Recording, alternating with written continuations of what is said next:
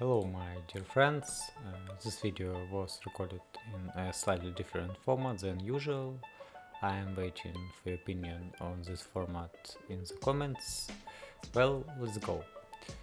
In this game I play as orc with tier 1 and tier 2 units upgrade. My opponents were orc with the same special building, dwarf with range stun ability, and spider with additional units on my right side. On neutrals I have coin and forge on right side and armor and plus 8% damage on the left side. First of all I upgrade to protect myself from the spider. Then I managed to study first level of armor upgrade in the castle, and I upgrade my left barrack to the tier 2. Then I see that the bundle of spiders begins to accumulate, plus they will come at night, and in order to effectively defend against it I need to upgrade my castle to level 2 for more mana and for plus 5 armor aura, which will help me to protect my base from opponents. At 6 minutes you will have approximately from 3200 to 3600 gold.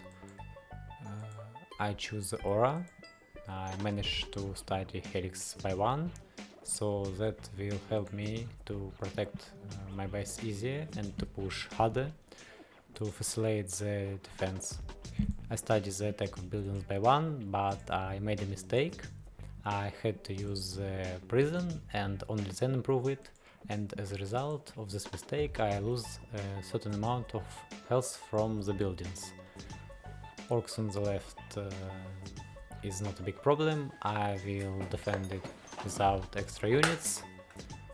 Improving the attack of buildings increases your defensive potential by 10%. You will summon less units and therefore you have more money because of it. By the 10th minute you will have 2 tier 2 barracks, tier 2 castle, helix of the second level, and 3-5 grades of melee attack and armor, plus the initiation of magicians per once. Then we will go to grade 6-6 and ignoring tier 2 in mid. By the 15th minute we already improved our castle to level 3. This gives us another 200 mana. We have 5-6 upgrades without studying additional grades in the towers. This is easy to do. Then we will strengthen the armor of our units. I hold 1000 gold to protect myself from the hero from mid lane if he will reach our base, just in case, by reaggroing my hero from the side rack. As a result of the fact that our units are stronger in stats, the orc is forced to summon his hero against our tier 2. At the same time the spider improves his rack to level 3 on us, which allows us to summon our hero. At the same time I am improving the tier 2 rack in the mid lane in order to be able to re-aggro the heroes to the side lanes, and they will give less money to my opponents. Also against the spider I summon Juggernaut. He is very weak in first levels but very strong in late game. To protect myself from the orc axe I just summon my axe from mid lane by reaggroing him. The orc has inspired our reaggro and decides to turn the same trick with his Juggernaut, but since his Juggernaut is weak and we have the strong grades, the orc is forced to buy all of his units from the rack and use his second skill of the castle. Then I release my alchemist with level 3 right rack. Also it's very important to upgrade, level up your alchemist because he is very dependent on the level, and in the late game he helps you to destroy the enemy's barrack due to his first skill. By the 25th minute we released an alchemist, 2 heroes for 1000, and we have grades 5-9 and everything another for 1 except ranged attack. We are also studying the oil in the tower to slow down the attack speed of enemies. Then I protect myself from the Juggernaut with my Juggernaut. Here you can see how many problems alchemists bring to the spider, forcing him to use his second spell in the castle, buying a lot of units in addition, and he also broke more than half of the barrack at this short period of time which he was near its wreck, but in future he will easily destroy it, and that's cause my opponents don't have build upgrades. That's very important to have build upgrades versus such alchemists. I'm improving my build upgrades to protect myself from laser gun, which dwarf can cast, and also it helped me to reaggro my heroes from mid lane to better protection of my base, less HP lost, and it also solidifies our economic advantage for the future. I defend myself against the Vive with my Juggernaut, then with difficulty, but I defend my base against the Juggernaut with the Nax. I could defend myself less risky if I released my units, but it would drain me economically. Then the spider loses his wreck, leaves the game, we break down his base. By the 35th minute I open the map to understand how much danger dwarves is.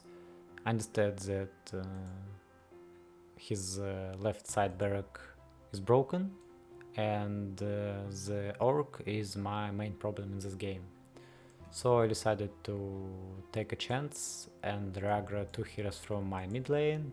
If you try to reaggro 3 heroes, then dwarf can take me down by mid lane.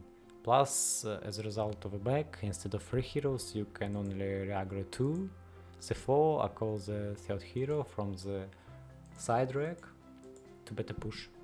I decided to summon my disruptor into the mid lane and defend myself from right side with units and tower skills. The orc made a mistake and released his hero assassin on top rack. I systematically kill a pack of his heroes from all 3 barracks, simultaneously breaking the bottom rack. The dwarf releases his tinkerer into mid lane, and against it I summon my axe, which died on the left side and will protect me, and already I can summon my disruptor on right side to protect myself. Upgraded income allows me to take more damage in my racks and not lost them, and the correct hero management allows you to defend and attack more effectively. You have to remind it in your brain. Further, you can see what happened with my opponents. Then alchemists reach their base. Just watch. I see that left orc alchemist is not at the base and he's walking alone and alone line, so I just release all the heroes on different lanes and take his last mana with my super weapon. When units come to your base from both sides at the same time, the heroes can successfully reaggro and open the rack for an attack, and it's happened with my opponent.